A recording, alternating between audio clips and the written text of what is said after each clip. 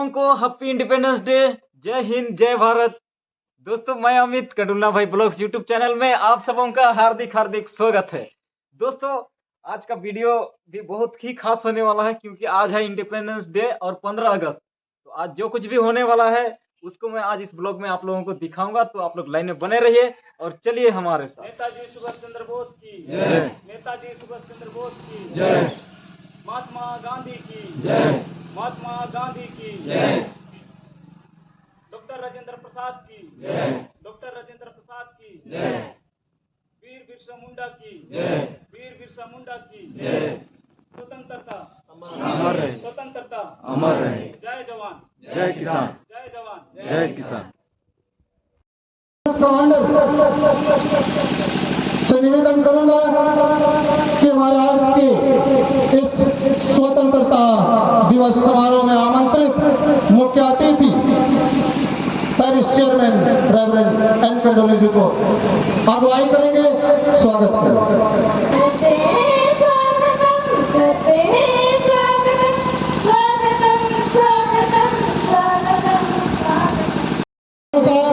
निरीक्षण किया जाएगा। बैंड पार्टी तैयार हो जाए। बैंड स्टार्ट किया जाए।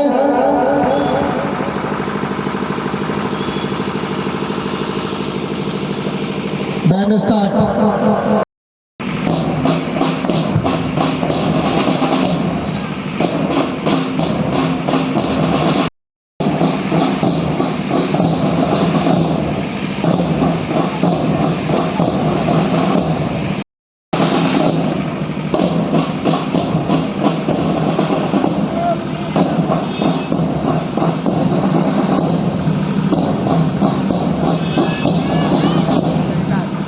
परेड दलों का निरीक्षण करने के लिए बहुत बहुत धन्यवाद। इस समय झंडोत्तोलन मुख्य अतिथि मैदान में आमंत्रित उपस्थित तमाम दर्शक बंधुओं से निवेदन है कि थोड़ी देर के लिए खड़े हो जाएं।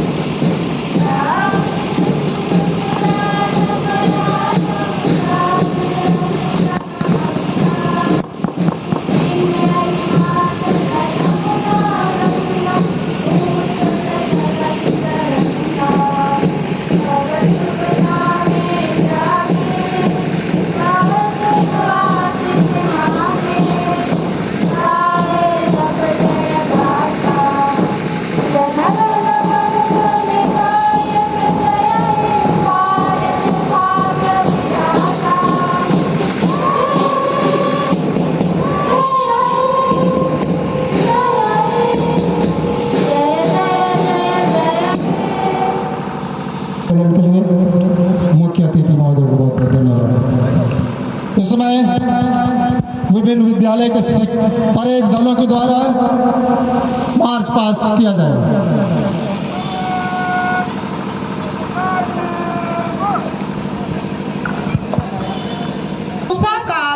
दिनकर की आभा वसुधा का आंचल धोती है। रात चंद्रिका होती है, जगमग हर उर में आशा बोती है। मैं हूँ वासी उस धरती की जहाँ सृष्टि पूजी जाती है। मानव का सम्मान जहाँ और नारी की पूजा होती है। दे सलामी इस तिरंगे को, दे सलामी इस तिरंगे को जिससे तेरी शान है।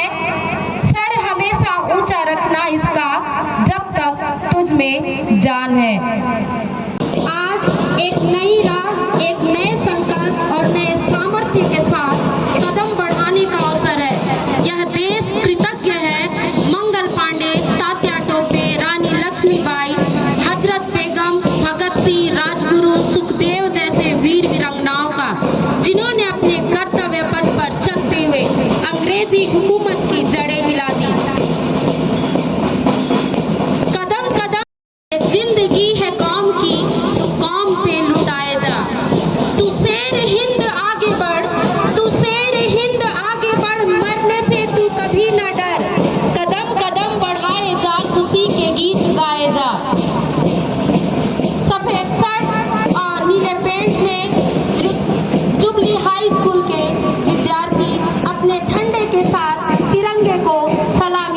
हुए।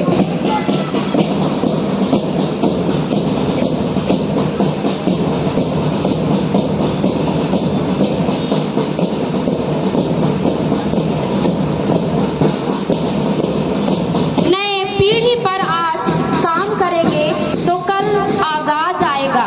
नई पीढ़ी पर आज काम करेंगे तो कल आगाज आएगा।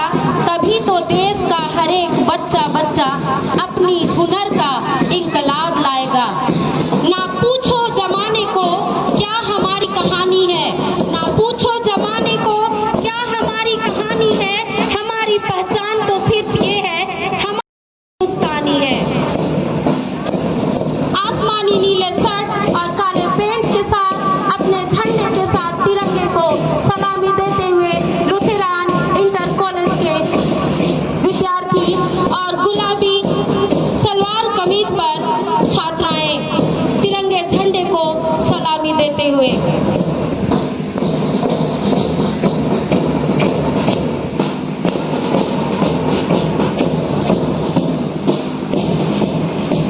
वृक्ष हो भले खड़े, वृक्ष हो भले खड़े, हो घने हो बड़े, एक पत्र छाह भी मांग मत मांग मत मांग मत। अग्निपथ अग्निपथ अग्निपथ, तू ना थकेगा कभी, तू ना थकेगा कभी, तू ना थमेगा कभी, तू ना मुड़ेगा कभी। कर शपथ कर शपथ कर शपथ। अग्निपथ अग्निपथ अग्निपथ। व्हाइट शर्ट और काले पैंट में और नीली साड़ी में पीटीएस के छात्र छात्राएं तिरंगे झंडे को सलामी देते हुए। वीर तुम बढ़े चलो, धीर तुम बढ़े चलो, हाथ में ध्वजा रहे, बाल गल सजा रहे, ध्वज कभी झुके नहीं, दल कभी रुके नहीं। वीर तुम बढ़े चलो, धीर तुम बढ़े चलो। सफेद सलवार सूट और हरे दुपट्टे में नीले झंडे के साथ लुथेरान बालिका उच्च विद्यालय की छात्राएं तिरंगे झंडे को सलामी देते हुए।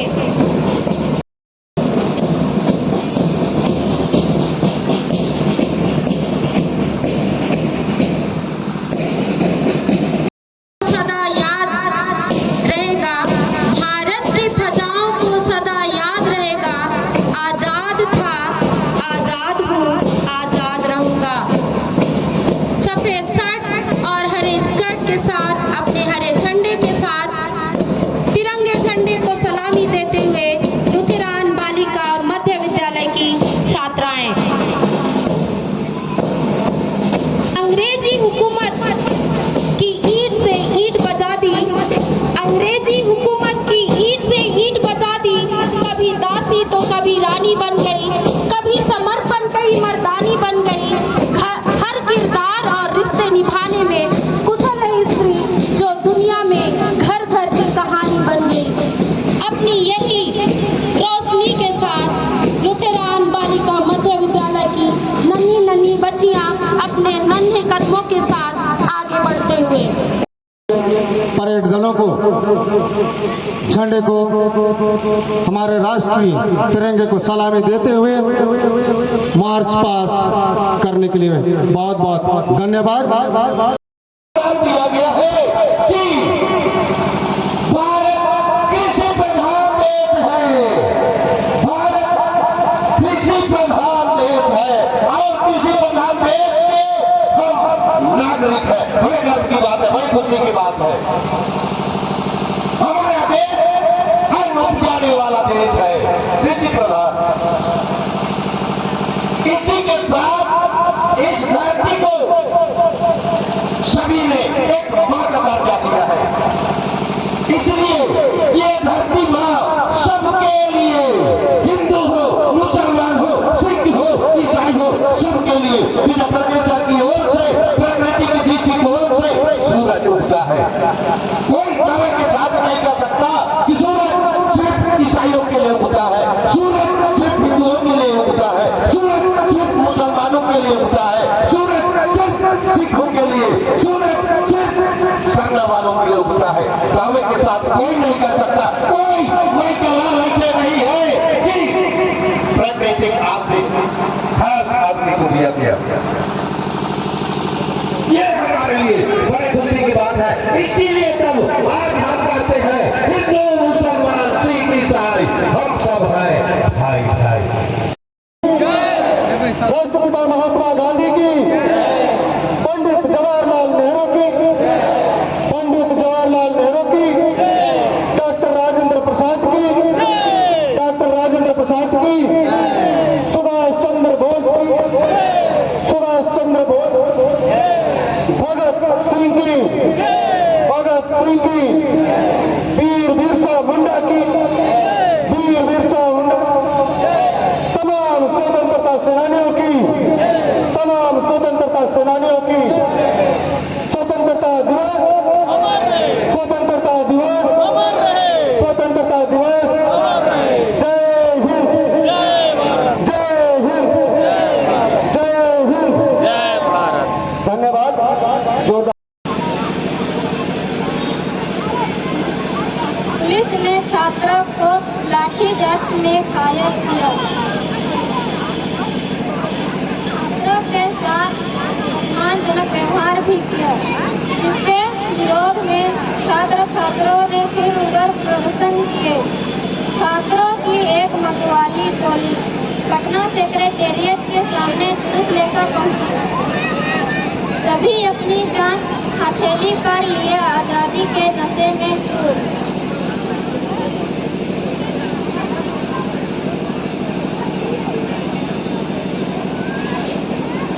उन दिनों आजादी के इन दीवानों को भला कौन रोक सकता था।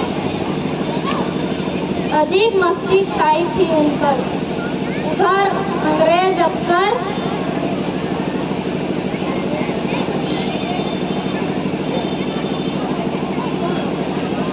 आर्चर भी सशस्त्र सिपाहियों के साथ तैनात था। उसने आगे बढ़ते छात्रों को ललकार कर पूछा, क्या चाहते हो तुम लोग? झंडा फहराना बस। कौन झंडा फहराएगा? वह जरा सामने आए। आर्चर चीखा। मैं। एक छोटी उम्र का छात्र जगपति कुमार आगे आया।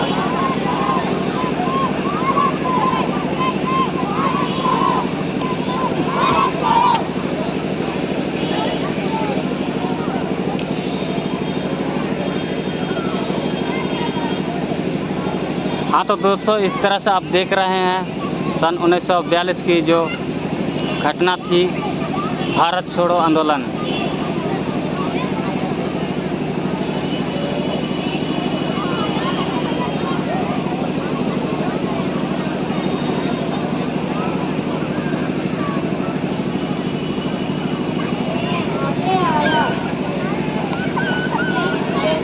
देखते 11 छात्र गर्व के साथ उसके पीछे कतार बांध आ खड़े हुए। आर्चर उस कम उम्र छात्र को लक्ष्य कर कड़क कर बोला, अच्छा तुम झंडा फहराना चाहते हो? परिणाम जानते हो?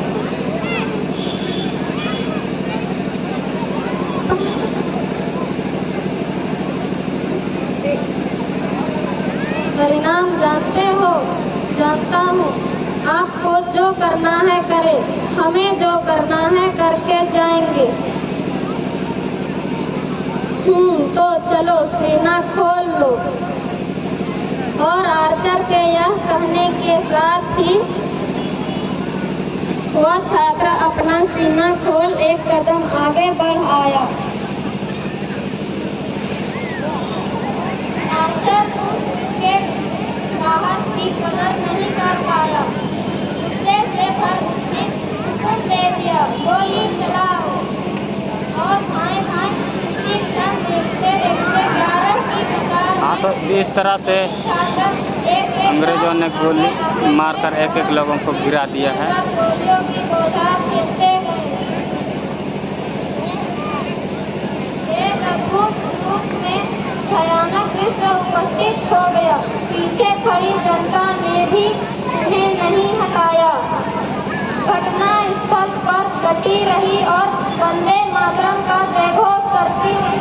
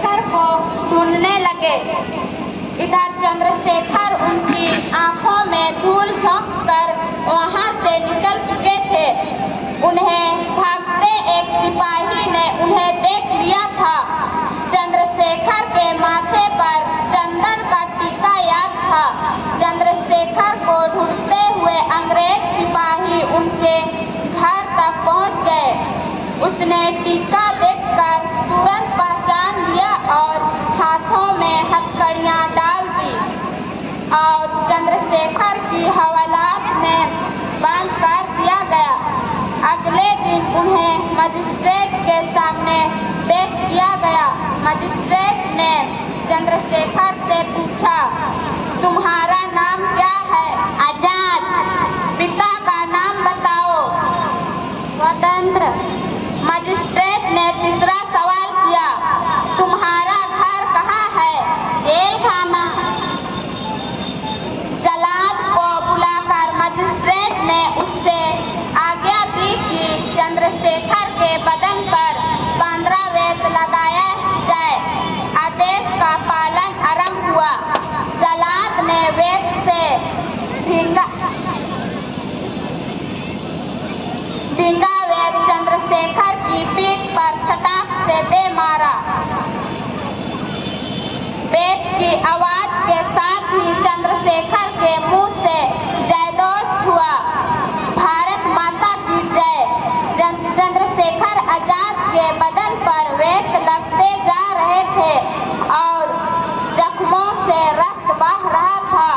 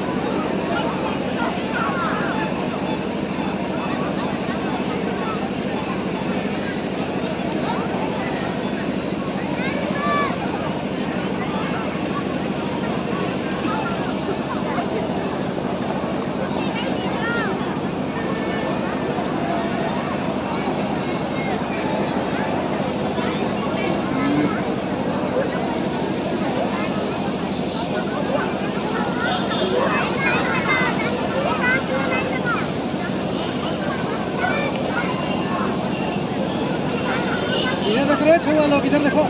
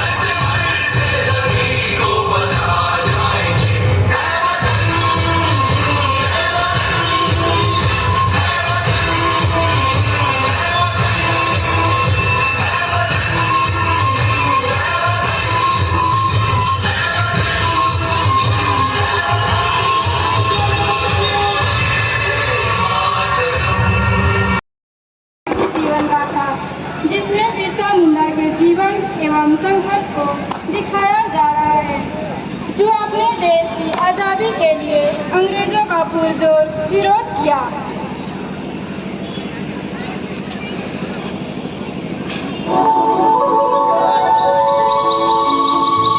ये जो आप देख रहे हैं स्वतंत्रता सेनानी बिरसा मुंडा की जीवन कथा।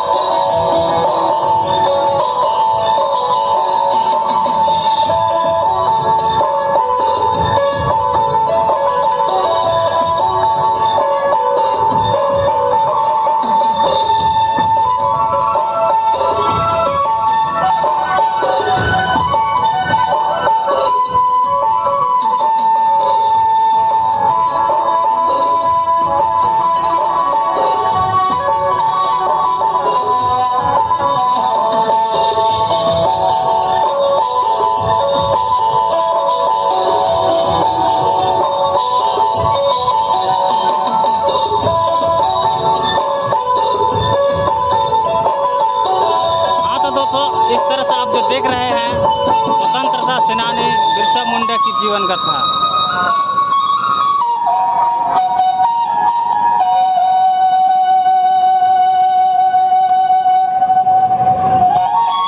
छोटानागपुर के अंग्रेजों के खिलाफ क्रांति का शंखनाद करने वाले स्वतंत्रता सेनानियों की जब भी चर्चा होती है तो सबसे पहला नाम बिरसा मुंडा का लिया जाता है।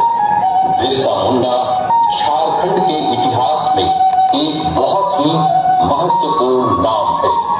बिरसा का जन्म खूंटी जिला के कोलीहातू में 15 नवंबर सन 1875 को हुआ। वह एक गरीब किसान सुगना मुंडा का बेटा था।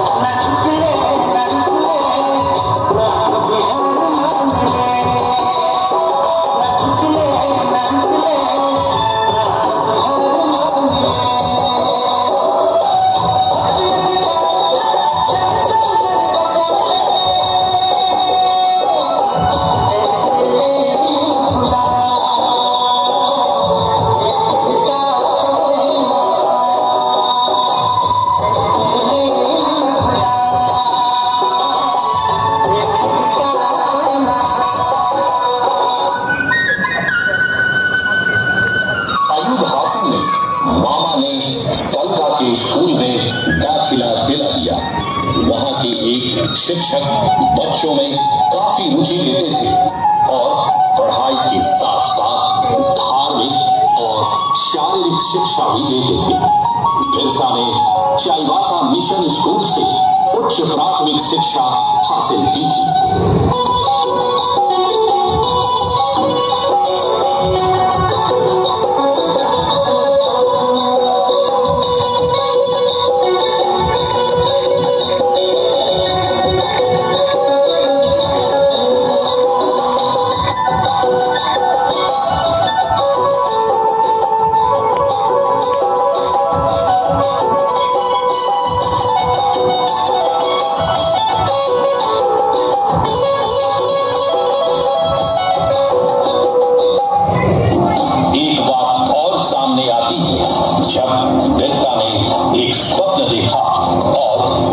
चर्चा वीर सिंह मुंडा नामक व्यक्ति से उन्होंने की थी।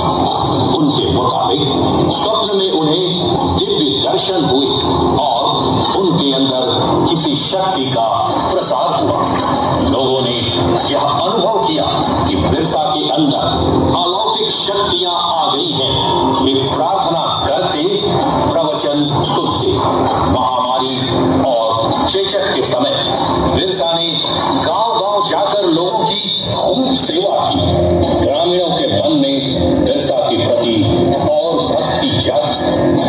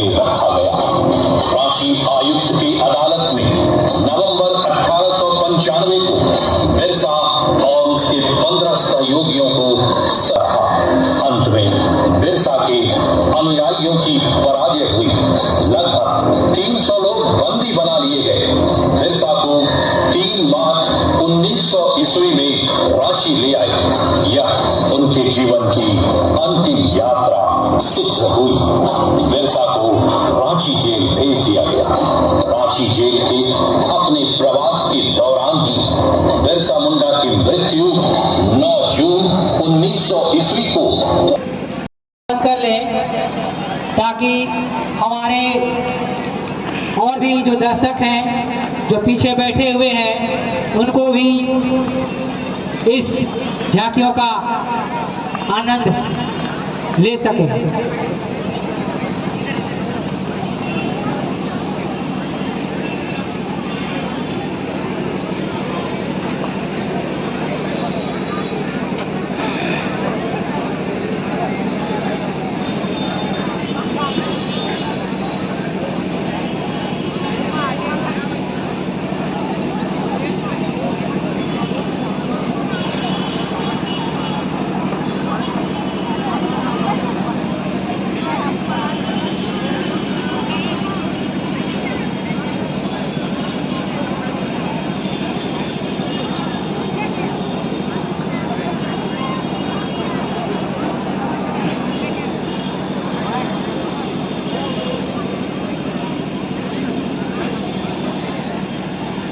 अवसर पर पीटीएस परिवार की ओर से लागू नाटिका प्रस्तुत कर रहे हैं। लागू नाटिका का नाम स्वतंत्रता स्मृति है।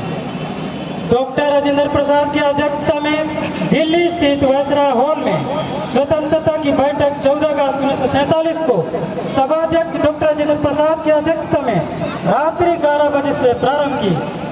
सभा का अध्यक्ष डॉक्टर राजेंद्र प्रसाद ने सभा को प्रारंभ करते हुए स्वतंत्र सेनानी सुचिता कृपलानी को अनुरोध करते हैं। सभा खड़ी हो जाए।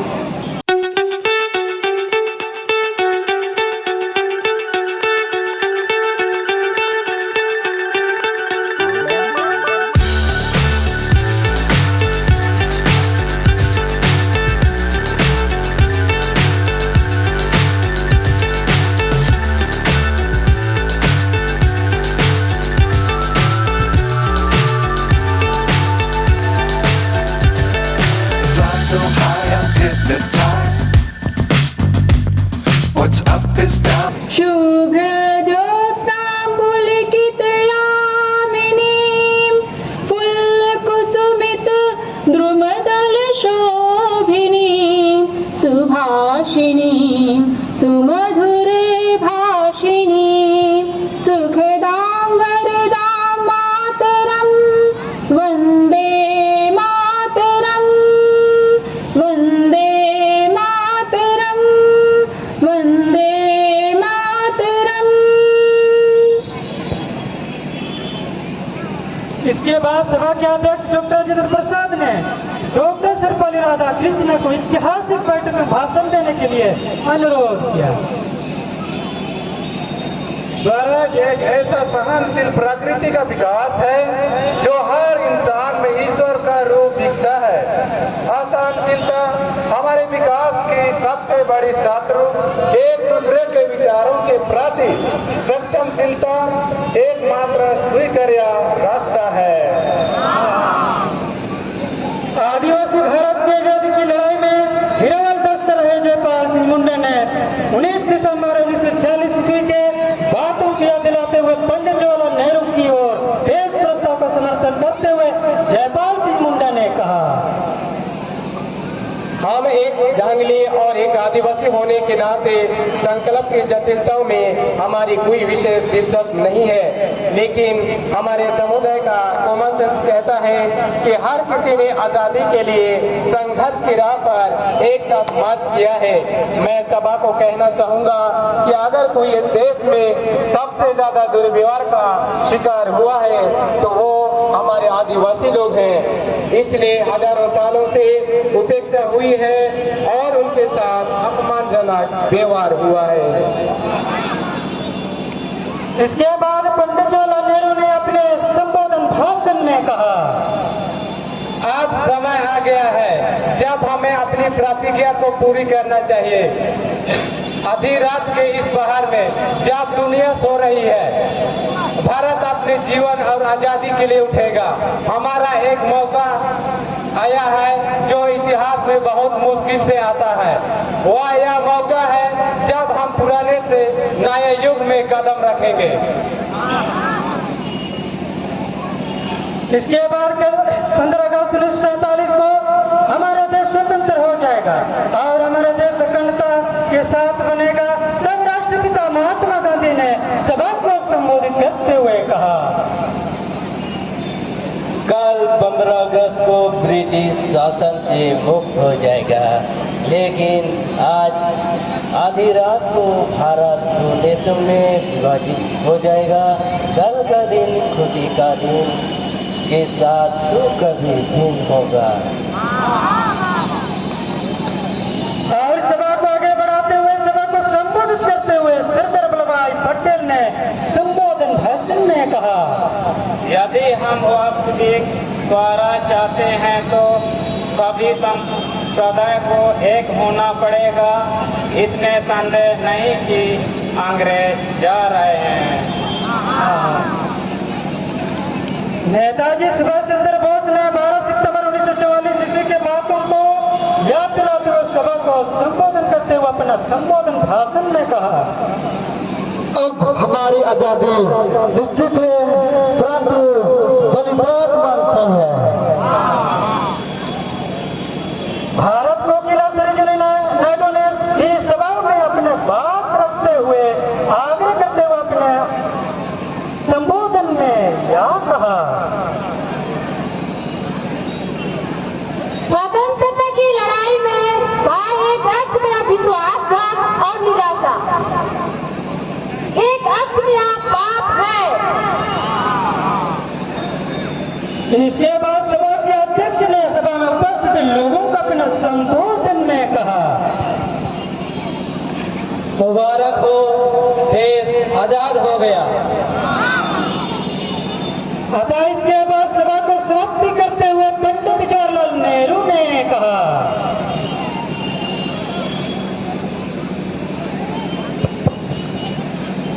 इसलिए हमें सपनों को धरातल पर उतारने के लिए कठोर से कठोरतम परिश्रम करना है। ये सपने भले ही भारत के हैं, लेकिन ये सपन पूरी दुनिया के भी है, क्योंकि आज सभी राष्ट्र और लोग आपस में एक दूसरे से इस तरह गुथे हुए हैं कि कोई भी एकदम अलग होकर की कल्पना नहीं कर सकता। जय हिंद। एक बार आप लोग तालियों से इनका स्वागत करें। झांकी का नाम है युद्ध और उसकी विभीषिका, और इस झांकी के तुरंत बाद तैयार रहेंगे लुथेरन बालिका उच्च विद्यालय। झांकी का नाम होगा क्रांतिकारी बिस्मिल और आजादी के सिपाहियों की शहादत। धन्यवाद।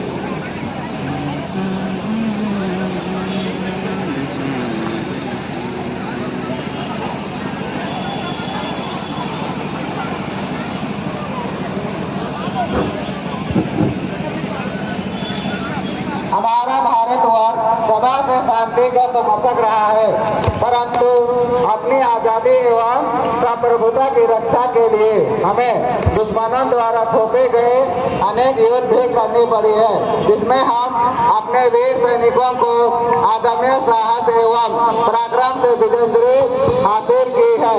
प्रस्तुत झांकी के इस दृश्य में आप देख रहे हैं। युद्ध में हमारे सैनिकों का शौर्य और पराक्रम।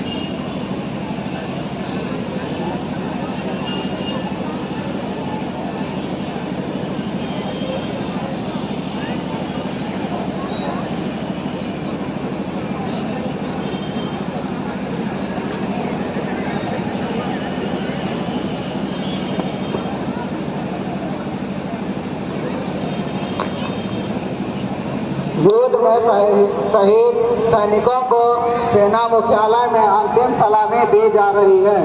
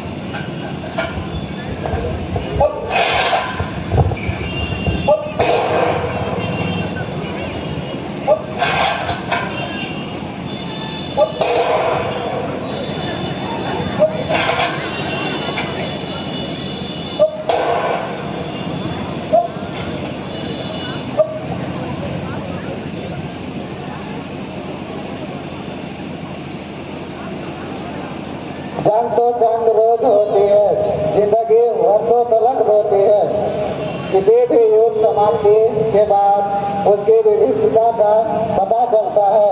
जब कई बूढ़े माँ बाप से उनका बुढ़ापा की लाठी बेटा छीन जाता है, जब अनेकों माताओं बहनों की मांग का सिंदूर युद्ध में शहीद हो जाते हैं, जब अनेक नैनिहालों के सिर से उनके पिता का साया उड़ जाता है।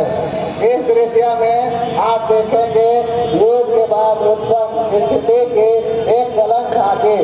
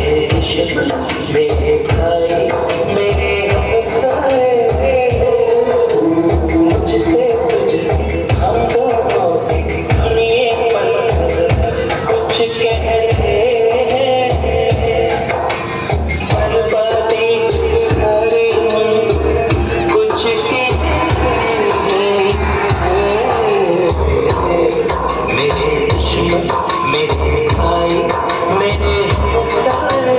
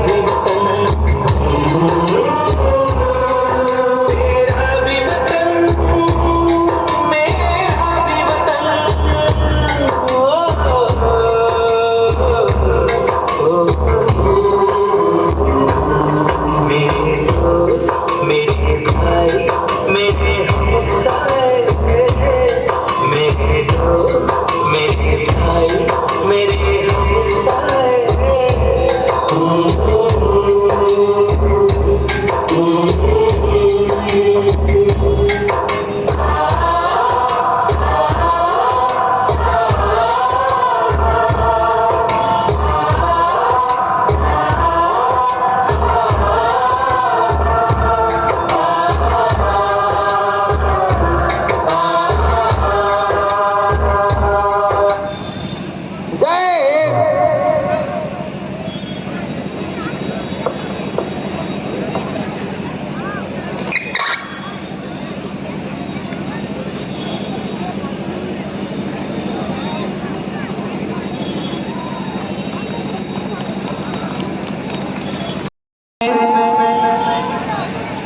लुथेरन इंटर कॉलेज के छात्रों द्वारा रंगारंग कार्यक्रम प्रस्तुत किए जाएंगे,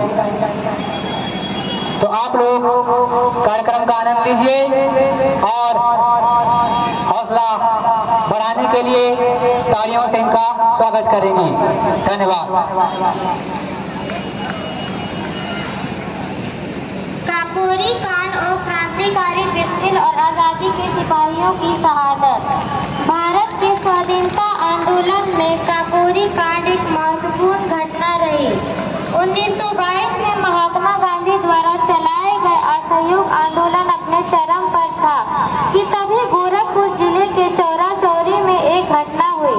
भड़के हुए क्रांतिकारियों ने थाने को घेर कर आग लगा दी, जिसमें 22 से 23 पुलिसकर्मी जलकर मर गए थे। इस हिंसक घटना से दुखी होकर महात्मा गांधी ने असहयोग आंदोलन वापस ले लिया। असहयोग आंदोलन बंद करने से निराशा छा गया था और फिर 9 अगस्त 1925 को क्रांतिकारियों ने काकोरी में एक ट्रेन में डकैती डाली थी। इसी घटना को काकोरी कांड के नाम से जाना जाता है। भारत की स्वतंत्रता चाहने वालों में 9 युवकों की ऐसी भी टोली थी जो अपनी जान देकर भी देश की आज़ादी चाहते थे। ये देश की आज़ादी के लिए सर पर कफन बांध कर निकले और अपनी कुर्बानी देकर आज़ादी के मार्ग को प्रशस्त किया। काकोरी कांड का मकसद अंग्रेजी सरकार का खजाना लूटकर उन पैसों से हथियार खरीदना था ताकि अंग्रेजों के खिलाफ युद्ध को मजबूती मिल सके। काकोरी ट्रेन डकैती में खजाना लूटने वाले क्रांतिकारी हिंदुस्तान रिपब्लिक एसोसिएशन के सदस्य थे। 9 अगस्त 1925 रात 2:42 पर सहारनपुर लखनऊ पैसेंजर ट्रेन को कुछ क्रांतिकारियों ने काकोरी में रोका और ट्रेन को लूटा। काकोरी कांड का नेतृत्व राम प्रसाद बिस्मिल ने किया था। इस घटना के बाद बड़ी संख्या में अंग्रेजी सरकार ने गिरफ्तारियां की। सभी क्रांतिकारियों को जिला जेल लखनऊ में कैद किया गया था। सब पर मुकदमा लगभग 10 महीने तक लखनऊ की अदालत में चला और राम प्रसाद बिस्मिल, राजेंद्र नाथ लाहिड़ी, ठाकुर रोशन सिंह और अशफाक उल्लाह खां को फांसी की सजा सुनाई गई। ब्रिटिश अधिकारी इन क्रांतिकारियों से सावधान थे और यह सुनिश्चित करने के लिए कि उनमें से कोई भी भाग न पाए, उन्होंने तय किया कि राम प्रसाद बिस्मिल, अशफाक उल्लाह खां, ठाकुर रोशन सिंह और राजेंद्र नाथ लाहिड़ी को 19 दिसंबर 1927 को गोरखपुर, इलाहाबाद और गोंडा जेलों में अलग अलग फांसी दी जाएगी।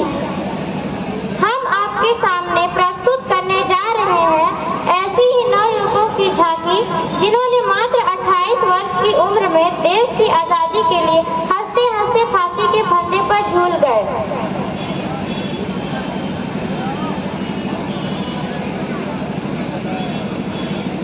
6 अप्रैल 1927 के दिन अंतिम फैसला आने वाला था। स्पेशल सेशन जज नियुक्त किए गए।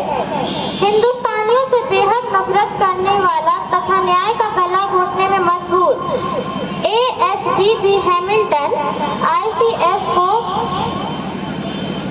राम प्रसाद बिस्मिल को अदालत में उपस्थित किया गया।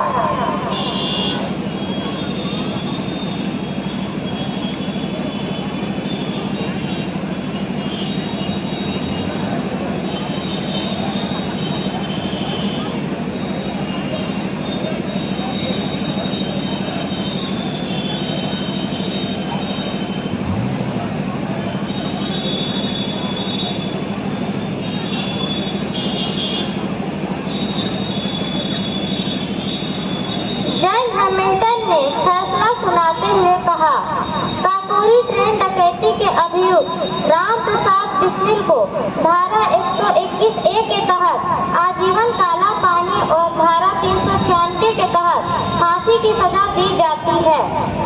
सजा सुनाने के बाद राम प्रसाद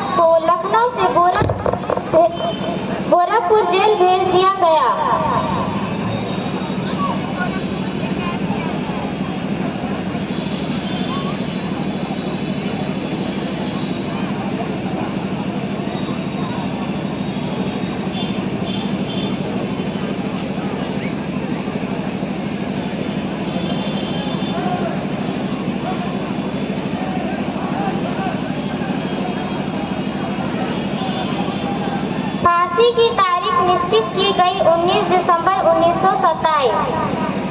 देशवासियों की कठोर प्रतिक्रिया के डर से अधिकारियों ने एक कदम आगे बढ़कर निर्धारित तिथि से 2 दिन पहले ही 17 दिसंबर 1927 को राजेंद्र नाथ लाहिड़ी को गोंडा जिला जेल में फांसी दे दी।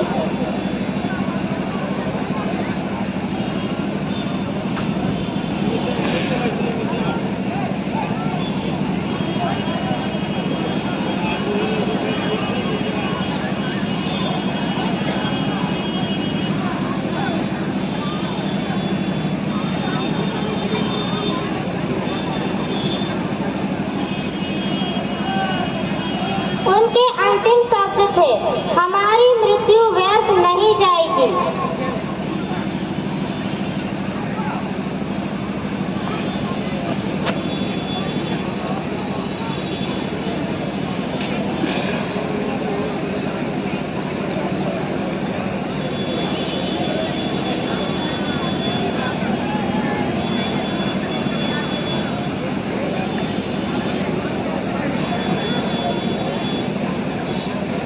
19 दिसंबर 1927 को ठाकुर रोशन सिंह को इलाहाबाद में, राम प्रसाद बिस्मिल को गोरखपुर जेल में और अशफाक उल्ला खां को फैजाबाद में एक ही दिन फांसी दी गई।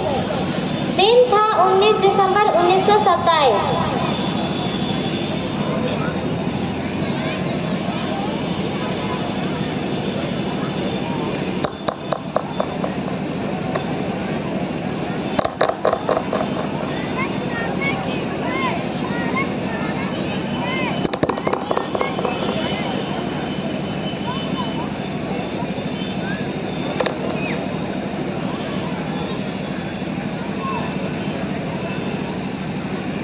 बिस्मिल ने फांसी के फंदे को देखकर कहा, मालिक तेरी रजा रहे और तू ही तू रहे, मालिक तेरी रजा रहे और तू ही तू रहे, बाकी ना मैं रहूं ना मेरी आरज़ू रहे।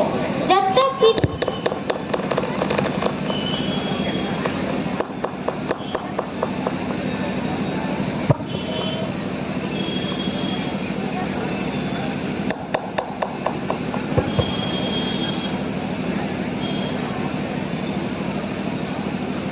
जब तक कि तन में जान रगों में लहू रहे, जब तक कि तन में जान रगों में लहू रहे, तेरी ही जिक्र या तेरी ही जुस्तजू रहे।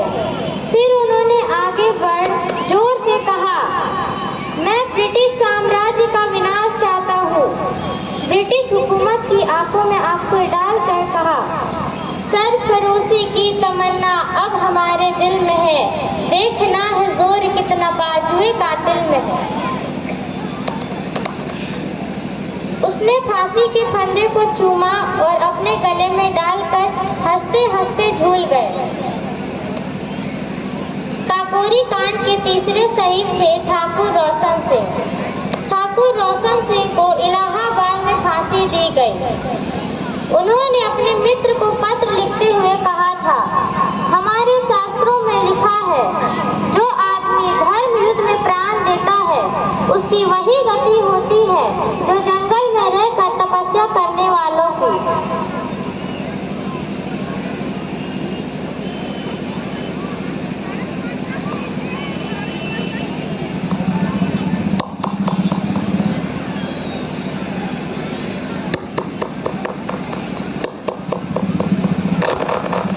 ठाकुर रोशन सिंह ने भी फांसी के फंदे को चूमा और अपने हाथों से अपने गले में डाल लिया और भारत माता की जय का नारा लगाते हुए फांसी पर झूल गए।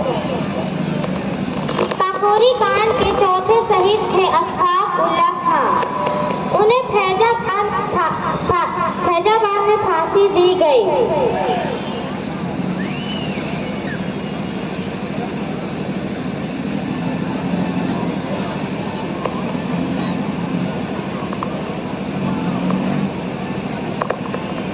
वे बहुत खुशी के साथ कुरान शरीफ का बस्ता कंधे पर लटकाए और कलमा पढ़ते हुए फांसी के तख्ते के पास गए।